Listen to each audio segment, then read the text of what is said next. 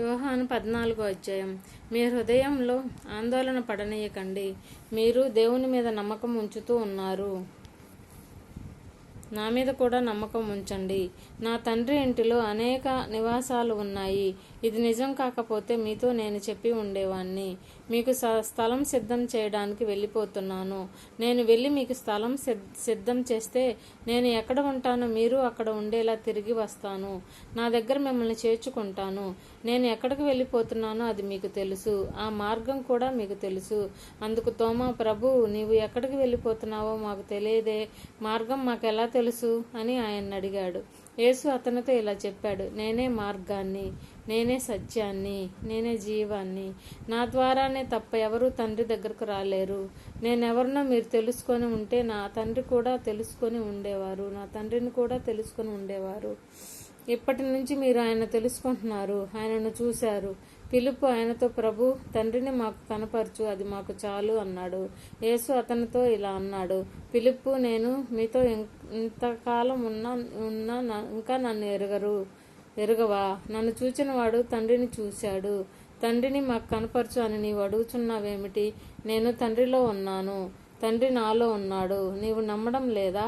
నేను మీతో చెబుతూ ఉన్న మాటలు నా అంతటా నేనే చెప్పడం లేదు, కానీ నాలో నివాసం చేస్తున్న తండ్రి ఈ పనులు జరిగిస్తూ ఉన్నాడు. నేను తండ్రిలో ఉన్నానని, తండ్రి నాలో ఉన్నాడని అనుకుంటే నన్ను నమ్మండి. ఈ పనుల కారణంగానైనా నన్ను నమ్మండి. మీతో ఖచ్చితంగా చెబుతున్నాను, నేను చేస్తున్న పనులు నా మీద నమ్మకం ఉంచేవాడు కూడా చేస్తారు. వీటికి మించిన పనులు చేస్తారు, ఎందుకంటే నేను తండ్రి దగ్గరకు వెళ్ళిపోతున్నాను. కాబట్టి నా పేర మీరు ఏది అడిగినా సరే కుమారుని మూలంగా తండ్రికి మహిమ కలిగేందుకు అది నేను చేస్తాను.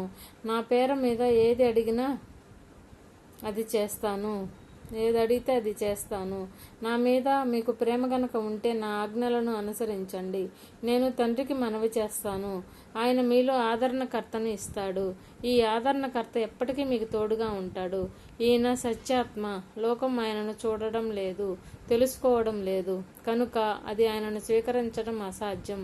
ఆయన మీతో ఉన్నాడు, మీలో ఉంటాడు, కనుక ఆయన మీకు తెలుసు. నేను మిమ్మల్ని అనాథలుగా విడిచి వెళ్ళను, మీ దగ్గరకు వస్తాను. ఇంకా కొద్ది కాలం అయిందంటే లోకం నన్ను చూడదు, మీరైతే నన్ను చూస్తారు. నేను బ్రతుకుతా ఉన్నాను కనుక మీరు బ్రతుకుతారు. నేను నా తండ్రిలో ఉన్నానని, మీరు నాలో ఉన్నారని, నేను మీలో ఉన్నానని ఆ రోజున మీరు తెలుసుకుంటారు. నా ఆజ్ఞలు కలిగి వాటిని ఆచరించేవాడే నన్ను ప్రేమించేవాడు. నన్ను ప్రేమించేవాడిని నా తండ్రి ప్రేమిస్తాడు. నేను కూడా అతన్ని ప్రేమిస్తాను. అతనికి నన్ను వెల్లడి చేసుకుంటాను. ఇస్కరియోతు కాని యూదా, ప్రభు, దేనివల్ల లోకానికి కాక మాకే నిన్ను వెల్లడి చేసుకుంటావు అని ఆయన అడిగాడు. యేసు అతనికి ఇలా సమాధానం చెప్పాడు, నన్ను ప్రేమించిన వారెవరైనా నా మాట ఆచరిస్తాడు. అలాంటి వాణ్ణి నా తండ్రి ప్రేమిస్తాడు. అతని దగ్గరకు మేము వస్తాం, అతనితో నివాసం చేస్తాం. నన్ను ప్రేమించిన వాడు నా మాటలు ఆచరించడు. మీరు వింటున్న మాట నాది కాదు, నన్ను పంపిన తండ్రిదే. నేను మీతో ఉంటూ ఈ విషయాలు చెప్పాను. తండ్రి నా పేర పంపబోయే ఆదరణకర్త అన్ని విషయాలు ఉపదేశిస్తాడు. ఆయన పవిత్రాత్మ. నేను మీతో చెప్పినవన్నీ మీకు జ్ఞాప్తికి తెస్తాను.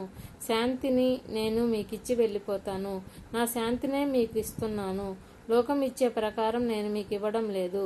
మీ హృదయం ఆందోళన పడనీయకండి, భయపడకండి. నేను వెళ్ళి మీ దగ్గరకు వస్తాను అని నేను మీతో చెప్పినది విన్నారు కదా. నేనంటే మీకు ప్రేమ ఉంటే నేను తండ్రి దగ్గరకు వెళ్ళిపోతున్నానని నేను చెప్పినందుకు మీరు ఆనందించి ఉంటారు, ఎందుకంటే తండ్రి నాకంటే పైవాడు. ఇప్పుడు ఇది జరిగే ముందే మీతో చెప్పాను.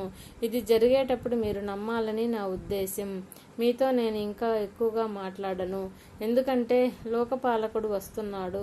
వాడికి నాలో ఏమీ లేదు, అయినా నేను తండ్రిని ప్రేమిస్తున్నానని లోకానికి తెలిసిపోయేలా తండ్రి నాకు ఆజ్ఞ ఇచ్చే ప్రకారమే నేను చేస్తున్నాను. లేవండి, ఇక్కడి నుంచి వెళ్దాం.